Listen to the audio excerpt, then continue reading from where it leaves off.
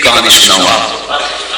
حضرت شیخ سعدی شیرازی فرماتے ہیں کہ ایک بندہ مطاف میں کنکروں کے اوپر پیشانی رکھ کے زاروں کے تار ہوا ہے اور کیا کہتا ہے, اللہ مجھے معاف کر دے, یہ تو قیامت کے دن اندھا اٹھانا, میں تیرا کیا تیرے بندوں کا سامنا بھی نہیں کر سکتا. اتنے درد سے روتا ہے کہ لوگ اپنی دعائیں چھوڑ کے اس کے لیے دعا کرتے ہیں. تو وہ اتنے درد سے روتا ہے کہ لوگ اپنی دعائیں چھوڑ کے اس کے لیے کہتے ہیں یا اللہ اس بیچارے کو معاف کر دے. ایک بندہ تو چھوڑ چھاڑ کے کھڑا ہی اس کے سامنے قریب کھڑا ہو گیا اور کہتا ہے مالک اسے معاف کر دے, مالک اسے معاف کر دے. کافی دیر کے بعد وہ شخص جو روتا تھا اٹھ کے جانے لگا. اس کو تجسس تھا کہ میں دیکھوں تو صحیح یہ کون ہے اور اس کو تسلی بھی دوں کہ اللہ بڑا کریم ہے, تجھے معاف کر دے گا. جب اس نے چھپ کے جھانک کر دیکھنا چاہا تو چیخیں نکل گئے. کیوں کہ فائزہ ہوا شیخ عبد القادر جیلانی, یہ زاروں کے پاس رونے والا وقت کا غوث شیخ عبد القادر جیلانی. حضرت سری سختی رضی اللہ تعالیٰ عنہ نے جنید بغدادی کو بلایا. حضرت جنید بغدادی کہ وہ ماموں بھی لگتے ہیں رشتے میں اور پیر بھی لگتے ہیں. یہ پیر مرید کی کہانی سنا رہا.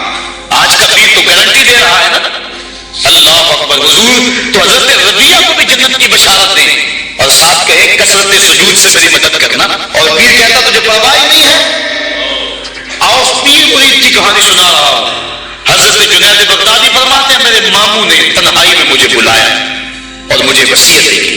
جب ایک وصیت کی تو میرے پاؤں تلے سے زمین نکل گئی. کہنے لگے بیٹا جب میں مر جاؤں تو میری قبر بغداد سے باہر بنانا. میں نے پوچھا حضور کیوں؟ فرمانے لگے میری بدعمالیوں کی وجہ سے کہیں بغداد کی مٹی میری لاش کو قبول کرنے سے انکار نہ کر دے اور میں لوگوں کے سامنے رسوا نہ ہو جاؤں.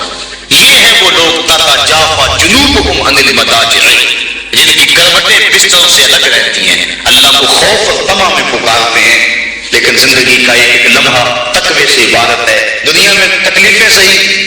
حضرت امام جعفر صادق ساری زندگی ٹھنڈا پانی نہیں پیا, فرماتے تھے کیا قبر کے اس کے ساتھ میں چکرا جاؤں. اور آپ کے مریدین بیٹھے ہوئے ہیں, آپ بھی بیٹھے ہوئے ہیں, لوگ بیٹھے ہیں. کہا یار آج ایک دوسرے سے وعدہ نہ کر لیں. کہا کیا؟ کہا ہم میں سے جو بھی جنت میں جائے وہ دوسروں کو ساتھ لے کے جائے. غلاموں نے کہا حضور ہم آپ سے وعدہ کریں, ہم تو آپ کے سارے میں بیٹھے ہوئے ہیں. کہا تم نہیں جانتے آخرت کے معاملے بڑے سخت ہیں. یہ امام جعفر صادق کہہ رہے ہیں, یہ ان کی زندگی ہے. تو ذرا دیکھیے یہ تقویٰ ہے, یہ خشیت ہے, اور ٹھنڈے پانی سے بھی گریز کر رہے ہیں. تین چیزوں کا حساب نہیں ہوگا قیامت کے دن. ضرورت کے وقت کھانا پینا, اور سستی عورت کے لیے کپڑا لباس, اور ضرورت کا مکان. ان تین چیزوں کا حساب نہیں ہوگا. اس کے علاوہ جو بھی نعمت اللہ نے دی ہے ثم لتسألن یومئذ عن النعیم, اللہ قرآن میں کہتا ہے ہر نعمت کے بارے میں پوچھا جائے گا.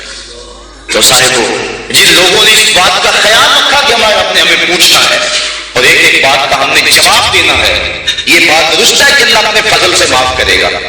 لیکن سحری کے وقت اٹھ کے سسکیاں پڑھنے والا اور رات شراب خانے میں گزارنے والا کیا قیامت کے دن ایک صف میں کھڑے کر دیے جائیں گے؟ یہ کیسے ہوگا؟ غریبوں کا خون چوسنے والا, بیواؤں یتیموں کا مال لوٹنے والا اور رات کی تنہائی میں ان کی مدد کرنے والا کیا ایک صف میں کھڑے کر دیے جائیں گے؟ ایسا کیسے ہو سکتا ہے؟ تو صاحبو تقویٰ ہے کہ انسان اپنی زندگی کے ایک قدم کو بچا بچا کے رکھے کہ میں اللہ کی ناراضگی سے بچ جاؤں. اور دنیا کو اس نے مشکلات میں ڈال دیا. آج کہتے ہیں دین پہ عمل کرنا بڑا مشکل ہے. جو بندہ دین پہ عمل کرنا چاہتا ہے اللہ قرآن میں سورۃ الاعلیٰ میں فرماتا ہے مشکل نہیں, ہم اس کے لیے آسان بنا دیتے ہیں. چلو لوگوں کے لیے مشکل ہی صحیح, لیکن اس نے مشکل میں یہ زندگی کاٹ لی. اور دنیا ہے بھی, دنیا سجن المومن, مومن کے لیے ہے بھی قید خانہ. لیکن جب قید سے چھوٹا پھر کیا ہوا؟ اللہ کی رحمتیں بڑھ کے اس کا استقبال کر رہی ہیں. پھر گروہوں کے اندر وہ جنت میں جائیں گے اور فرشتے کہیں گے سلام ہو تمہیں کہ تم نے زندگی اچھے ٹھپ سے گزاری ہے, اب جنت میں آ جاؤ, تم اس جنت سے کوئی نکالنے والا نہیں ہے. اور وہ کہیں گے اللہ تیری تعریفیں اور تیری خوبیاں, تو نے جو وعدہ کیا تھا آج واقعی تو نے سچا کر دکھایا ہے. اور پھر جنت میں ان کو گونا گو نعمتیں دی جائیں گی اور جنت میں مائے معین ہوگا, حوض کوثر ہوگا, سلسبیل ہوگا. کبھی وہ پھولوں سے جام پیئیں گے, کبھی وہ غلمانوں سے جام پیئیں گے. لذت تو بڑی ہوگی, لیکن ایک لذت کی کہانی اللہ نے قرآن میں سنائی. میں ایک وقت ایسا بھی کرائے گا وَسَقَاهُمْ رَبُّهُمْ شَرَابًا طَهُورًا, ان کا رب انہیں خود شراب طہور پلائے گا کہ تم نے میرے لیے چھوڑا, دنیا کی شراب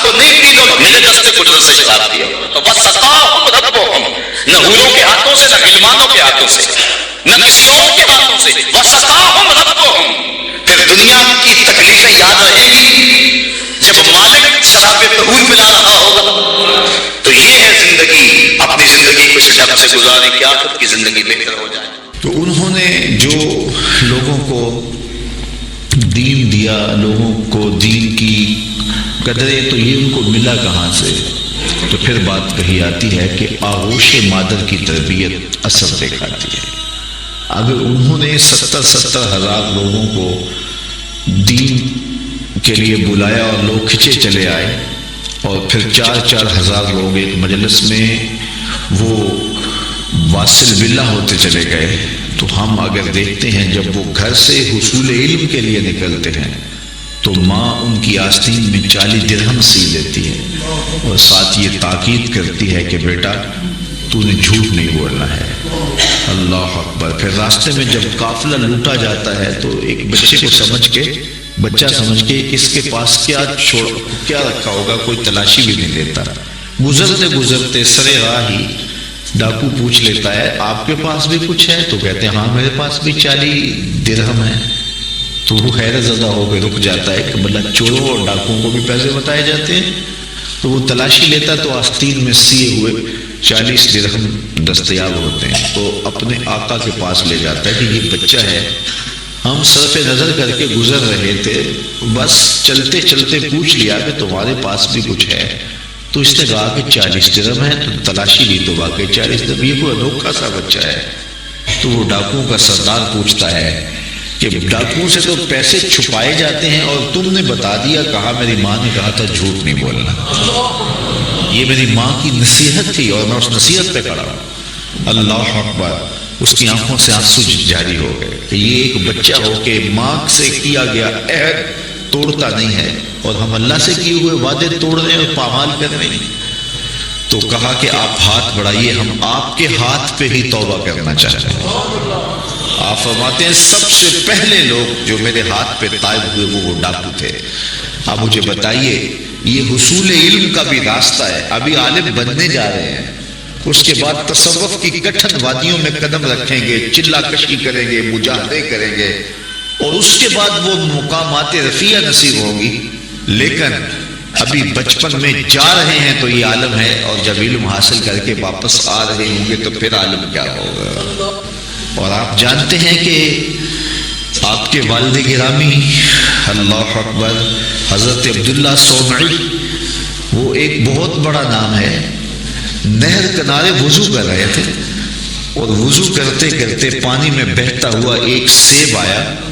اس کو اٹھا کر کے بھوک کی شدت تھی، کھا لیا. کھا چکے تو یاد آیا یہ تو میرا تھا ہی نہیں، یہ تو مال لقطہ تھا، تو میں نے اس کو کھا لیا. کیوں کھایا؟ مجھے کس نے حق دیا تھا کہ وہ مال لقطہ لے لوں اور اس کو اپنے پیٹ کا لقمہ بناؤں. خیر جس سمت سے پانی آ رہا تھا اسی سمت پہ چل پڑے. بہت دور جا کے دیکھا کہ ایک باغ ہے سیبوں کا جس کی شاخیں لٹک رہی ہیں پانی میں. سمجھ گئے کہ یہاں سے ٹوٹا ہوگا، گرا ہوگا. تو باغ کے مالک کے پاس گئے، آپ سے ملنا ہے پوچھ. اس نے بڑا اعزاز دیا، کہا جی بتائیے. اس نے کہا کہ بتائیے کس کام آئے ہو. اس نے کہا کوئی آیا ہے، اس کو کچھ چاہیے ہوگا. تو کہا حضرت آپ کے باغ کا ایک سیب میں نے کھایا ہے، اور وہ ایسے وضو کر رہا تھا تو بس غلطی سے میں نے کھا لیا ہے، تو اب اس کا کیا ہرجانہ ہے میرے ذمہ. اس نے غور سے دیکھا کہ یہ کوئی معمولی بات ہے جو کر رہے ہیں. اس نے کہا اس کے تیور بدل کے، پہلے تو مہمان نوازیاں تھی. کہا نہیں ایسے نہیں معافی ملے گی.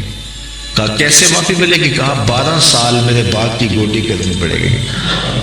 ایک سیب کے بدلے 12 سال.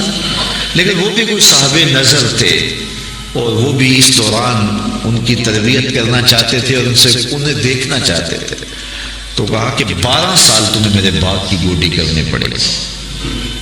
تو تیار ہو گئے کہ ٹھیک ہے وہ میرا گناہ تو دھل جائے گا، تم معاف تو کر دو گے. آج غوث پاک کی 11ویں پکانے والے دیکھیں وہ کس مال سے پکا رہے ہیں. یہ میں غوث اعظم کے والد کی کہانی سنا رہا. اللہ اکبر. 12 سال گوڈی کر رہے ہیں. 12 سال کے بعد ایک دن باغ کے مالک نے کہا کوئی سیب توڑ کے لاؤ. تو وہ سیب توڑ کے لے گئے تو وہ بھی کچا ہی تھا. وہ اس طرح کا پختہ نہیں تھا جس طرح کے توڑ کے پیش کیا جاتا ہے. تو کہا 12 سال ہو گئے میرے باغ میں کام کرتے ہوئے، تمہیں ابھی تک یہ نہیں پتا چلا کہ اچھا سیب کون سا ہوتا ہے؟ کہا 1 سیب کی سزا کاٹ رہا ہوں، مجھ سے قسم لے لو 12 سالوں میں نظر اٹھا کے سیب کی طرف دیکھا بھی ہو. میرا کام جڑوں میں گوڈی کرنا وہی کرتا، میں اوپر کبھی 12 سال میں نہیں دیکھا. اللہ اکبر. تو فوراً سینے سے لگا لیا. کہا تمہارا گناہ معاف ہو جائے گا، اب ایک شرط رہ گئی ہے. تو کہا حضرت بتائیے. کہا میری ایک بیٹی ہے جو آنکھوں سے دیکھتی نہیں، کانوں سے سنتی نہیں، زبان سے بولتی نہیں اور پاؤں سے چل نہیں سکتی، تو اس سے تمہیں نکاح کرنا پڑے گا. اب شادی انسان کی زندگی کا اہم مرحلہ ہوتا ہے، سوچ سوچ کے انسان قدم اٹھاتا ہے زندگی پوری گزارنے. کہا پھر اس کے بعد معافی مل جائے گا؟ اس کے بعد معافی ہے. نکاح ہو گیا. کہا جائیے اپنی جو ہے وہ دلہن کے کمرے میں. جہاں گئے تو وہاں صحیح الاعضاء ایک خاتون، ایک لڑکی منتظر تھی. تو واپس دوڑ آئے اور دوڑتے ہوئے جو ہے وہ ماتھے پہ دروازے کی چگاٹ جو تھی وہ دروازے پہ لگی. تو آگے حضرت شیخ تھے ان کے، اس بچی کے والد. تو کہا کہ دوڑ آئے ہو؟ کہا حضرت پہلے ایک غلطی کی سزا اتنی لمبی بھگت رہا ہوں. تو وہ جس سے نکاح آپ نے پڑھوایا تھا وہ تو نہیں ہے، یہ تو کوئی اور خاتون ہے، صحیح الاعضاء ہے. کہا وہی تمہاری بیوی ہے. کانوں سے بہری اس لیے ہے کہ آج تک اس نے غیر محرم سے ہم کلامی نہیں کی، اور زبان سے گونگی اس لیے ہے کہ غیر محرم سے کبھی بات نہیں کی. نابینا اس طرح ہے کہ اس نے آج تک غیر محرم کو دیکھا نہیں. اللہ اکبر. پاؤں سے اپاہج اس طرح ہے کہ آج تک یہ جو ہے وہ غیر محرم کی طرف چل کے نہیں گئی. یہ حضرت غوث اعظم کی والدہ بنی، اور یہ بزرگ جنہوں نے سیب کھایا تھا یہ حضرت غوث اعظم کے والد بنے. پھر اللہ نے ان دونوں کو جو شہزادہ دیا اس کا نام شیخ عبد القادر جیلانی.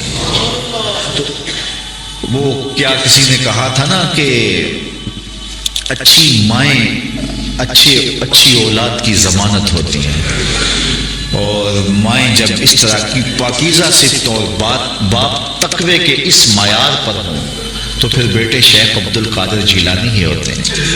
آپ جانتے ہیں کہ مائی راستی حضرت بابا فرید گنج شکر کی ماں، وہ بچے ہیں تو مصلے کے نیچے شکر کی پڑیاں رکھ دیتے ہیں، اور وہ نماز پڑھتے ہیں مصلہ اٹھاتے ہیں تو نیچے شکر کی پڑیا ہوتی ہے. تو انہیں شوق تھا شکر کا تو وہ کھا لیتے ہیں.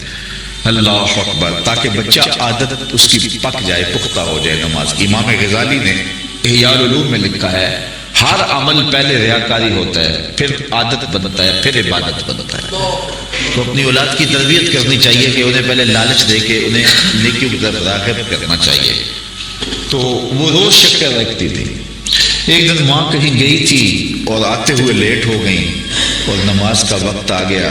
ماں کا دل ڈول رہا ہے کہ آج بیٹے نے مصلہ اٹھایا تو آج چونکہ میں نے شکر کی پوڑی رکھی نہیں تو بیٹے کا بھرم ٹوٹ جائے گا. دل ہی دل میں دعا کرنے لگی مالک تو قادر بھی ہے قدیر بھی ہے. آج میری محبت کی، آج میری اس ادا کی اور میری اس حکمت عملی کی جس کے ذریعے بچے کو نمازی بناتی ہوں، لاج رکھ لے. خیر واپس پلٹی، بیٹا نماز پڑھ چکا تھا. تو ماں نے جلدی سے کہا کہ بیٹا فرید نماز پڑھ لی. کہا امی نماز پڑھی، لیکن ماں کا دل ڈولنے لگا کہ لیکن کے بعد کیا کہنے والا ہے. کہا لیکن آج جو پوری شکر کی ملی نا اس کا چاسی کوئی اور تھا، اس کا مزہ ہی کوئی اور تھا. تو ماں نے بیٹے کو گلے سے لگایا، کہا بیٹا پہلے پڑیا میں رکھتی تھی اب تیرے رب نے رکھی ہے. اللہ اکبر.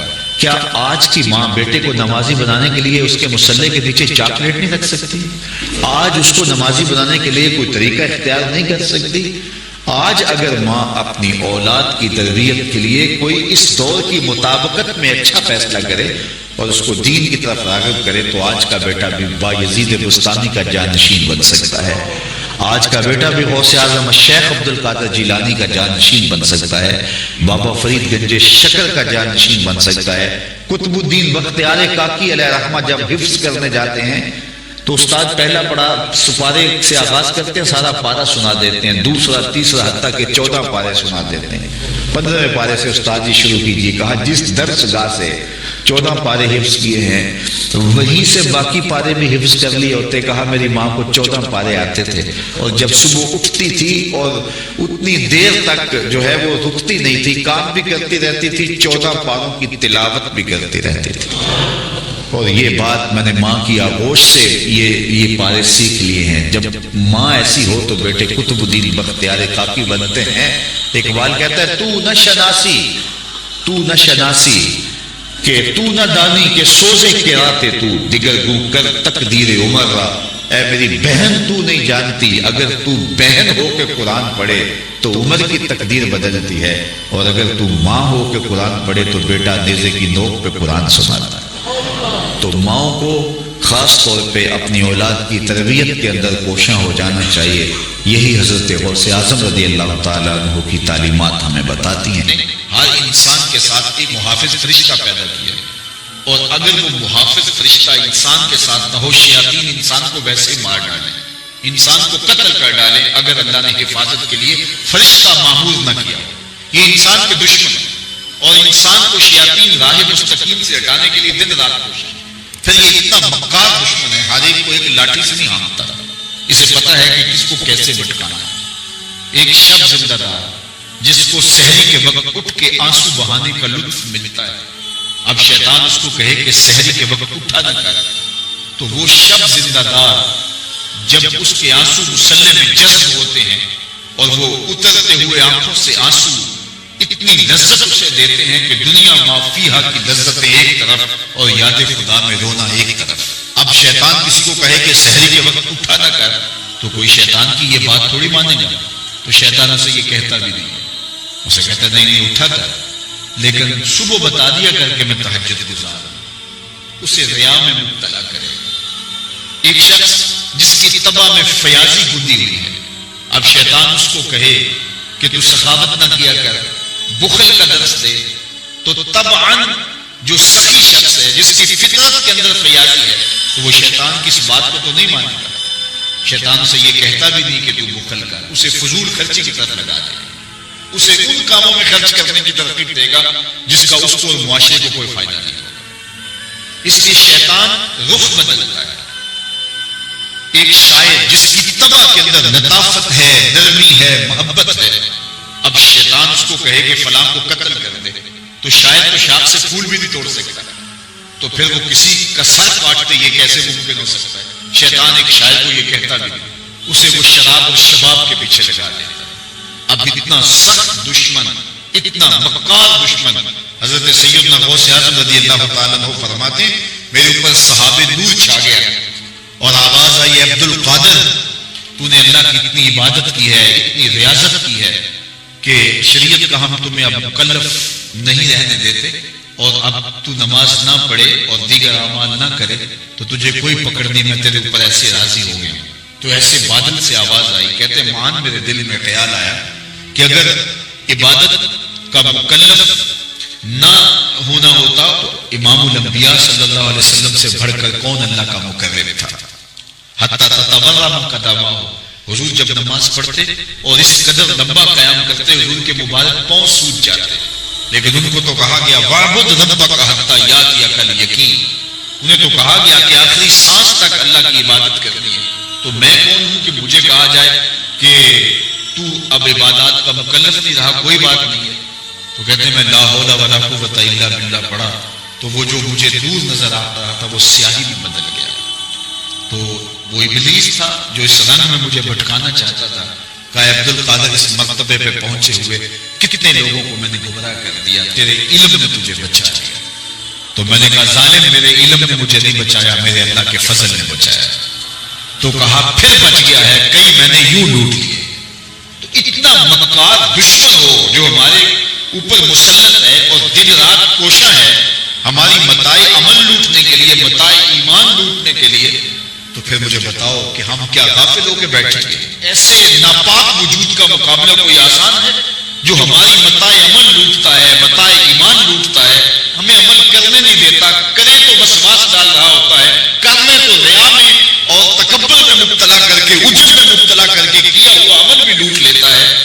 مجھے بتاؤ یہ کوئی جو ہے وہ سوکھا کام ہے کہ ہم مقابلہ کریں؟ اب ماہ سیام میں روزے سے بھوک بھی کاٹتے ہیں اور قرآن مجید کی تلاوت اور دیگر معمولات کے لیے ہمیں تنہائی بھی میسر آتی ہے، اور اسی طرح ہمیں روزے سے جو ہے وہ اپنی زبان کو کنٹرول کرنے کا درس بھی ملتا ہے۔ تو روزہ تمہاری زبان کا محافظ بن جاتا ہے، پھر روزہ تمہاری شہوات کے کنٹرول کا ذریعہ بن جاتا ہے، اور روزہ تنہائی کی وجہ سے اختلاف سے جو خرابیاں پیدا ہوتی ہیں ان سے تمہیں بچا لیتا ہے۔ تو گویا ماہ سیام اللہ تعالیٰ کی رحمتوں کا ایک روپ ہے، اور یہ ایک مہینے کا تربیتی کورس ہے جس کے ذریعے سے ہم اپنے باطن کی صفائی کر سکتے ہیں اور اندر کی غلاظتیں، اندر کے میل کو چین ہٹا سکتے ہیں۔ ارشاد فرمایا جو اللہ سے ڈرے اللہ اس کے لیے راستے کھول دیتا ہے، اور اللہ اس کو وہاں سے دیتا ہے جہاں سے اسے گمان بھی نہیں ہوتا۔ وَمَن يَتَوَكَّلْ عَلَى اللَّهِ فَهُوَ حَسْبُهُ، اور جو اللہ پر بھروسہ کرے اللہ اس کے لیے کافی ہو جاتا ہے، اس کی ضروریات کا وہ خود کفیل ہوتا ہے، اور اس کے کام اس کے ذمہ کرم پہ ہوتے ہیں، تو ہو کے دیکھے اس کا۔ تو جو اللہ سے ڈرے اللہ اس کے لیے راستے بناتا ہے۔ حضرت عوف بن مالک رضی اللہ تعالی عنہ الاشجعی حضور کی خدمت میں حاضر ہوئے اور عرض گزار ہوئے کہ میرا بیٹا سالم مشرکین کی قید میں ہے اور میں فاقوں کی حالت میں ہوں۔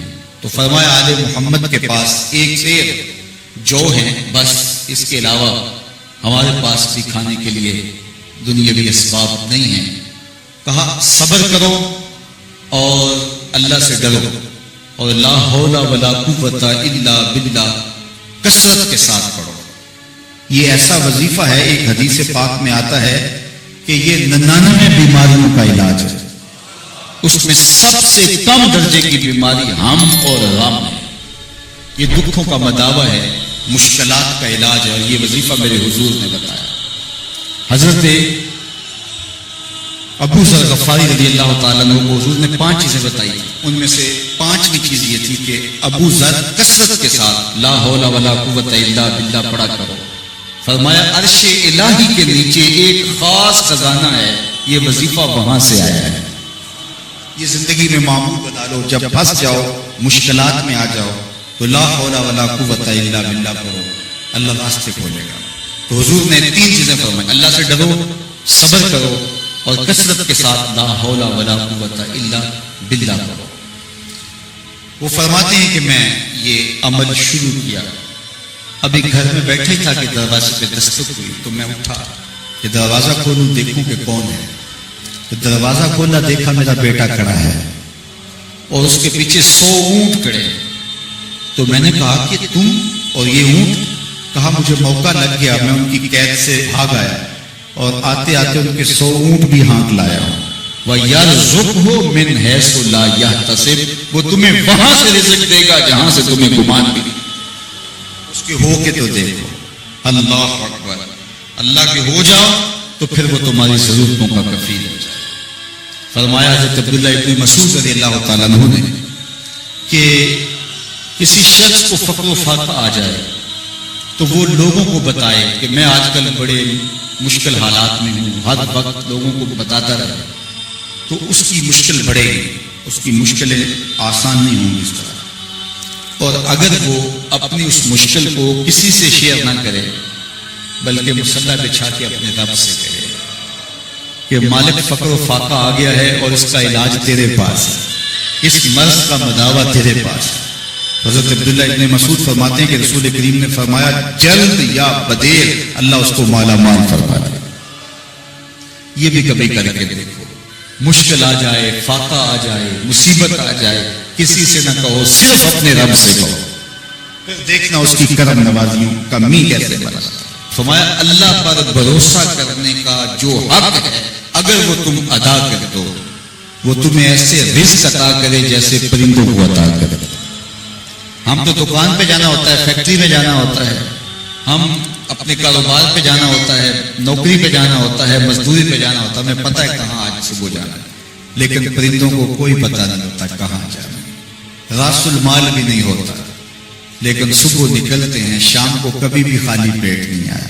بن توکل پنچھی اڑ دے، خرچ نہ پلے زیرا ہو، گھر سے خالی پیٹ نکلتے ہیں، جب واپس آتے ہیں تو پیٹ بھرے ہوئے ہوتے ہیں، اور پھر جو ان کی ضرورت ہوتی ہے اللہ وہ ساری ضرورتیں پوری کرتا ہے، جو ضرورت ان کی ہوتی ہے۔ یہ شیر کتنا گوشت کھاتا ہے، اللہ روز اسے دیتا ہے۔ یہ ہنس روزانہ سچے موتی کھاتے ہیں، اور آپ مارکیٹ میں لینے جائیں لاکھوں روپے لگا کے تولے ماشے کے حساب سے آپ خریدتے ہیں، پھر بھی آپ کو یقین نہیں ہوتا کہ یہ سچے ہیں یا 2 نمبر ہے۔ اور ہنس دنیا پہ کروڑوں جانور پائے جاتے ہیں، روز کھاتے ہیں، صبح بھی شام بھی دوپہر بھی پیٹ بھر کے کھاتے ہیں، اللہ روز انہیں عطا کرتا ہے۔ کہا اس پہ بیٹھے تو بوڑھے بزرگ جو مسجد میں جانے سے قاصر تھے وہ گھروں میں بیٹھ کے قرآن پڑھتے ہوتے تھے، اور عموماً ظہر کے وقت بھی اور صبح کے وقت بھی گھروں سے قرآن پڑھنے کی آوازیں آیا کرتی۔ آج گھروں سے پاپ میوزک کی صدائیں سننے کو تو ملیں گی، لیکن قرآن کے نغمے موقوف ہو گئے۔ یہی وجہ ہے کہ آج ہمارے گھروں سے برکت روٹ گئی۔ دولت کی فراوانی کے باوجود، وسائل کی کثرت کے باوجود، اسباب آسودگی حاصل ہونے کے باوجود نہ آسودگی ہے، نہ سکون ہے، نہ طمانینت ہے، نہ برکت رہی، اس لیے کہ ہمارے گھروں سے قرآن رخصت ہو گیا۔ آج صبح اٹھ کے فیس بک کا چہرہ تو دیکھتے ہیں، لیکن قرآن کا نقشہ نہیں دیکھا جاتا۔ تو برکت کے قافلے گھروں سے رخصت ہو گئے اور گھر برکتوں اور رحمتوں سے خالی ہو گئے۔ آج بھی اگر ہم نے گھروں میں برکتوں کو واپس بلانا ہے، رحمتوں کو اپنے گھروں میں واپس لانا ہے، تو قرآن مجید کی تلاوت کو اپنے معمولات میں شامل کر دیجیے گا۔ پھر گھر میں آسیب کا سایہ نہیں ہوگا، ٹونا اور جادو نہیں ہوگا۔ پھر کسی بابے اور ملنگ کے پاس جا کر کے آپ کو اپنے مسائل نہیں بتانے پڑیں گے۔ آپ کے گھر میں قرآن ہے، سارے دکھوں کا علاج اسی مرشد کے پاس ہے۔ ساری مصیبتیں اور ساری مشکلیں اور سارے مسائل اسی قرآن کے دامن سے دور ہوتے ہیں، اور اسی قرآن سے وابستگی سے گھر میں برکتیں اترتی ہیں۔ پھر آپ کو نہ آسیب، نہ جادو، نہ ٹونا، اور نہ کسی نے کوئی بندش کی ہے، نہ کسی نے کوئی مسئلہ کیا ہے، کچھ نہیں ہوگا۔ آپ کے گھروں پہ رحمتوں کے سائے ہوں گے، اس لیے کہ آپ کے گھروں میں قرآن جب تلاوت ہوگی تو رحمتوں کے فرشتوں کا نزول۔ تو جب رحمتوں کے فرشتے تمہارے گھر میں اتریں گے تو پھر کوئی مصیبت، کوئی پریشانی، کوئی بندش، کوئی دکھ آپ کے گھروں میں نہیں ہوگا۔ اس لیے قرآن مجید کی تلاوت کو اپنے معمولات زندگی میں شامل کیجیے۔ دیکھیے یہ رمضان المبارک کا مبارک مہینہ اکثر گھروں کے اندر قرآن مجید کی تلاوت کا معمول رہا، اور جو دن باقی ہیں ان ایام میں تلاوت کلام مجید کا معمول باقی رہے گا، تو اس کی برکتیں آپ اپنی آنکھوں سے دیکھ رہے ہیں۔ اور اگر یہ پورا سال ہمارے گھروں میں معمول باقی رہے، ہماری صبح کا آغاز ہی قرآن مجید کی تلاوت سے ہو، بیٹیاں بھی قرآن کھول کے صبح بیٹھ جائیں اور بیٹے بھی قرآن کھول کے بیٹھ جائیں، بوڑھے بھی قرآن کھول کے بیٹھ جائیں، جوان بھی قرآن کھول کے بیٹھ جائیں، تو مجھے بتائیے کہ کتنی رحمات اور کتنی برکات کا گھروں میں نزول ہو۔ تو اس لیے اپنے گھروں میں قرآن مجید کی تلاوت کے معمول کو کبھی بھی ترک نہ کیجیے، چاہے روز کے 2 صفحے پڑھیے، قرآن مجید کی تلاوت کے معمول کو باقی رکھیے، اور اگر اللہ آپ کو نصیب کرے تو اس کو مفہوم اور ترجمے کے ساتھ پڑھنے کی کوشش کیجیے، تاکہ قرآن کا جو ہمارے نام پیغام ہے وہ بھی ہم سمجھ پائیں کہ قرآن ہمیں کیا بتا رہا ہے اور ہمیں کیا میسج دے رہا ہے، تاکہ ہماری زندگیاں اس پاکیزہ کتاب کی روشنی اور کتاب کے اجالوں میں بسر ہو۔ اور یہ کتاب اللہ کا تیسرا حق ہے کہ اس کو مفہوم و مطلب کے ساتھ سمجھنے کی کوشش کریں۔ یہ ہمارے رب کا ہمارے نام پیغام ہے۔